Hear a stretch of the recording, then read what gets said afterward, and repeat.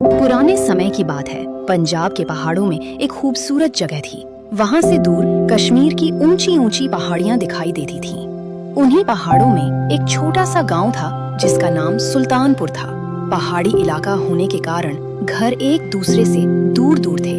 इस गांव में बड़ी मुश्किल से 40 घर थे। गांव में रघु नाम का एक नाय रहता था।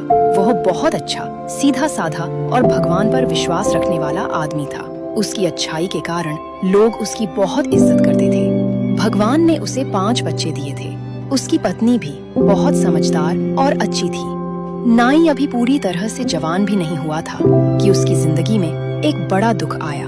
उसकी पत्नी उसे छोड़कर चली गई। सर्दियों का समय था। उसे निमोनिया हो गया था।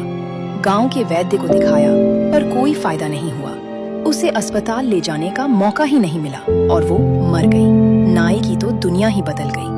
बच्चे ज्यादा बड़े नहीं थे, 3 बेटे और 2 बेटियां। सबसे बड़ी बेटी 12 साल की थी। अब नाई घर का काम भी करता और बाहर जाकर पैसे भी कमाता। गांव के लोगों ने उसे दूसरी शादी करने की सलाह दी पर नाई ने मना कर दिया।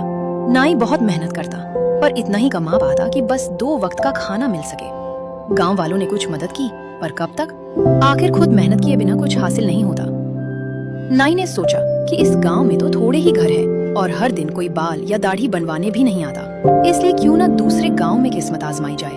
दूसरा गांव एक पहाड़ी के नीचे था जो नाई के गांव से 6 मील दूर था। उस समय दूसरे गांव जाने के लिए बैलगाड़ी का इस्तेमाल होता था, पर तब तक उस गांव में किसी के पास बैलगाड़ी नहीं थी।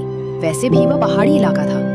ना ही सुबह उठता, जरूरी काम करता, बच्चों को खाना खिलाता, खुद भी खाता और फिर बच्चों को घर में ही रहने की सलाह देकर आसपास के 2-4 घरों में भी कह देता कि बच्चों का थोड़ा ध्यान रखें। फिर सुबह सुबह ही अपने सामान का थैला लेकर जंगल के रास्ते से होकर दूसरे गांव की ओर निकल पड़ता।